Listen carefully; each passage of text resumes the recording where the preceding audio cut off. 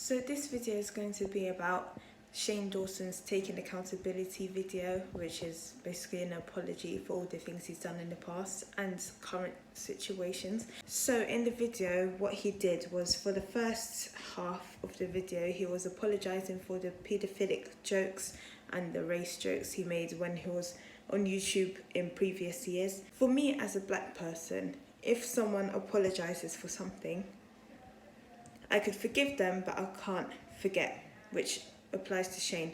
Luckily for me, I barely watched any of his old videos when he was getting into the YouTube world, so lucky for me, so I can't fully comment on that.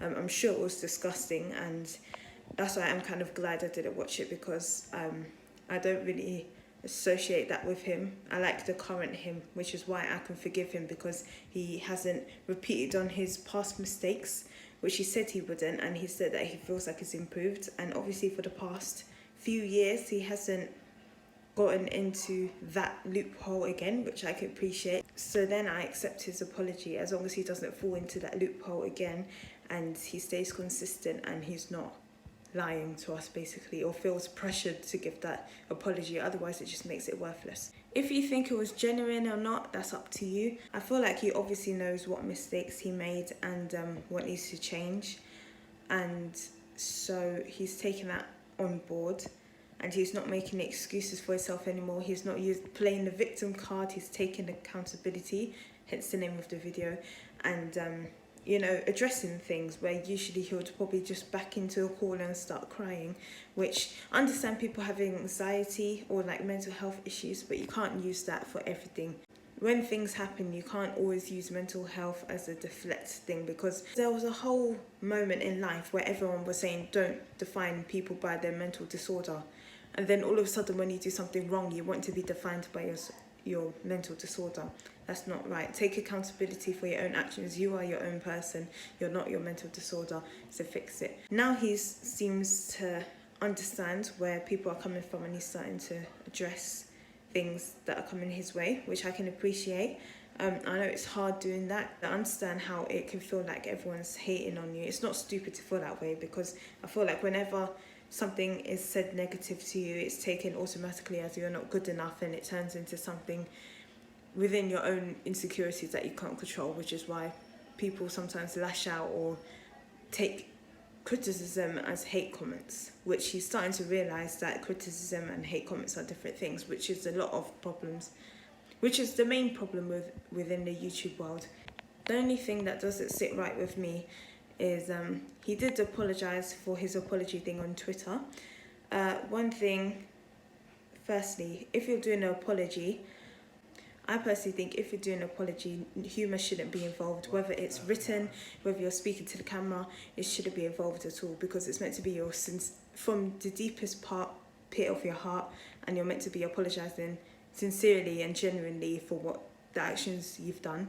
So you turning it into humour is basically making it less serious than it needs to be. Everyone should know, if you want to have a serious conversation with people, like something which you don't want to be taken the wrong way, you should do it in a way where people could either see your facial expressions so they know what you're feeling, and also calling so people can hear your voice, so they can hear the emotion in your voice as well. So, he apologised for the kind of people he associated himself with. And if you don't know this already, you're basically, whatever friendship group you have, you're basically judged the same basis as them. If all your friend group are criminals, you're seen as a criminal. That's how it is. So you hanging out with people like Trisha Paytas, who's a troll on the internet, makes us assume that everything you're going to say on the internet is false and won't be taken seriously.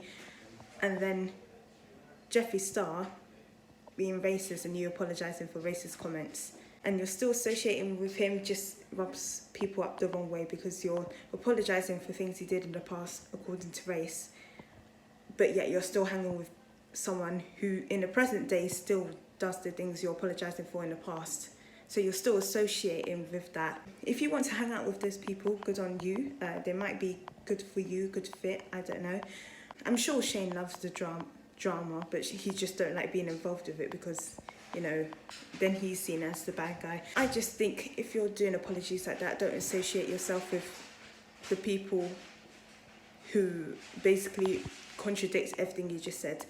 You said you're a fan of fixing broken people, but at your age you should be looking for people who are already fixed and are responsible for their own actions. And because at your big age you're trying to focus on yourself, you're not trying to focus on other people unless you have kids and stuff, or dogs that you're taking responsibility of because they're vulnerable. People who are grown, and I'm sure Jeffrey is older than Shane, right? So for him at his age now to still be acting like a child don't sit right with me. So if you're gonna hang out with him or Trisha, probably do it behind the scenes. Don't post it publicly, because it just basically like a slap in the face saying, oh, I apologise for racism, but I'm still hanging out with this racist person who just keeps making excuse after excuse after excuse of things he's done, and he obviously doesn't see an issue with it. James has already gone through his humbleization mode, I'm going to call it, where he's reflected and he's changed his actions and it's seen. So obviously he's got his slice of humble pie, which you said that you apologised for saying. The one that needs it the most is the one you're closest to, which is Jeffree Star. So I think James has already learnt his lesson. He's already been through so much toxicity, and he's already had times where he contemplated taking his life. So can we please leave him alone and focus on people that actually need attention on the wrongdoings they're doing? Let's just focus on the main important things right now. I feel like Jeffrey in general is just an attention whore. Everything has to be about him, even during this pandemic, and also the Black Lives Matter movement. He's still involved in drama. He can't stay out of drama. Everything has to be about him. He obviously loves the attention, negative or positive, because he knows money will come out of it, and views and comments and interaction. So if you want to watch his video, go ahead and make your own judgment. Don't make your judgment through me, because this is my opinion. You should form your own opinion before you start doing stuff. Yeah, thanks for watching, and I'll see you in the next one. Goodbye.